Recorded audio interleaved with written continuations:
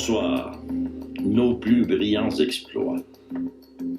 En 2015, Stephen Harper, dans une de ses tentatives pathétiques pour inventer la fausse histoire d'un pays en mal de gloire, tenait à nous faire célébrer le 200e anniversaire de naissance de John A. Macdonald.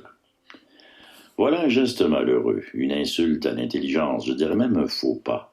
S'il existe un personnage indigne dans l'histoire du Canada, c'est bien cet avocat corrompu, ce politicien raciste qui fut la honte de ses contemporains, un homme sans compassion et sans principe, un voyou en cravate qui eût été sanctionné en des temps moins laxistes.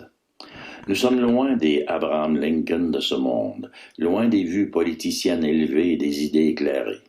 La Confédération canadienne de 1867 fut au contraire le fait d'une assemblée de développeurs véreux qui cherchaient fortune dans des échafaudages de complots immobiliers et de fraudes économiques réalisées à une échelle qui dépasse l'imagination. Mais le pire des héritages de John A. Macdonald, c'est le racisme. La répression des Métis, des Cris, des Sauteux Ojibwés et des Assiniboines dans le nord-ouest en 1885, la pendaison de Louis Riel et des rebelles Cris, la loi sur les Indiens, les traités frauduleux non respectés, les réserves indiennes, les politiques pour éradiquer l'indianité, faire mourir les langues et les nations, les mémoires et les cultures amérindiennes, la loi pour empêcher les Chinois et les Noirs de voter aux élections, l'affirmation explicite de la supériorité de la race aryenne au Canada, le sentiment anti-francophone, la promotion des idéologies radicales des orangistes. Les biographes font dans la géographie quand il s'agit de sauver la face de ce personnage odieux. On l'excuse en disant qu'il épousait les idées de son époque, mais cela ne tient pas la route. Au temps de John A. Macdonald, il y avait des gens honnêtes, des grands humanistes, des Noirs qui luttaient pour la liberté et l'égalité, des Amérindiens qui dénonçaient l'injustice des traités, des femmes qui militaient pour le droit des femmes, des libres penseurs qui s'insurgeaient contre les abus de pouvoir, des visionnaires qui voyaient dans le métissage biologique et culturel l'avenir de l'humanité. Il y avait même des alcooliques sympathiques, ce qui n'était pas le cas de Sir John.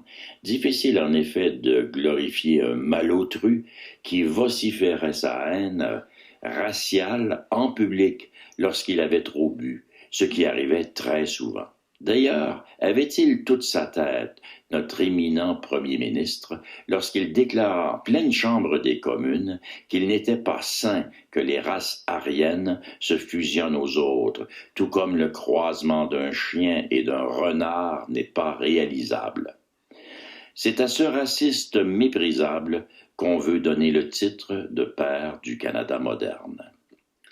John A. Macdonald détestait tous les métis de ce monde. Il souhaitait les voir disparaître de la surface de la terre au profit de bons colons blancs, protestants et anglophones. Pour fêter les 150 ans de la Confédération, allons-nous célébrer des personnages comme Pie Pot, Gros Ours, Esprit Errant et Poundmaker? Allons-nous faire honneur à Gabriel Dumont, à Marianne Gaboury, à Tana Delture, François Beaulieu, James Douglas, Pierre Bonga et David Thompson? Et quelle place allons-nous faire aux Siksèquois, aux Assiniboines, aux Cris, aux Kootenais, aux Dene du Nord, aux Chinois, aux Algonquins, qui ne furent pas invités aux cérémonies du Canadien Pacifique lors de l'ouverture de la voie ferrée transcanadienne, lors même qu'ils avaient tant contribué de leur vie à le construire. Jamais nous ne nous débarrasserons de ces démons si, plutôt que de les confronter, nous persistons à nous mentir à propos de l'épopée de nos plus grands exploits. Jamais nous ne nous débarrasserons de nos démons si, au lieu d'enseigner à nos enfants les tragédies causées par le racisme, nous persistons à célébrer la mémoire de ceux qui l'ont ouvertement prôné. Même les générations des Premières Nations aujourd'hui, contemporaines, oublient une chose fondamentale.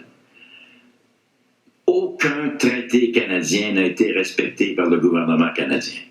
Aucun. Le score est 0. Tous les traités ont été trahis les uns après les autres.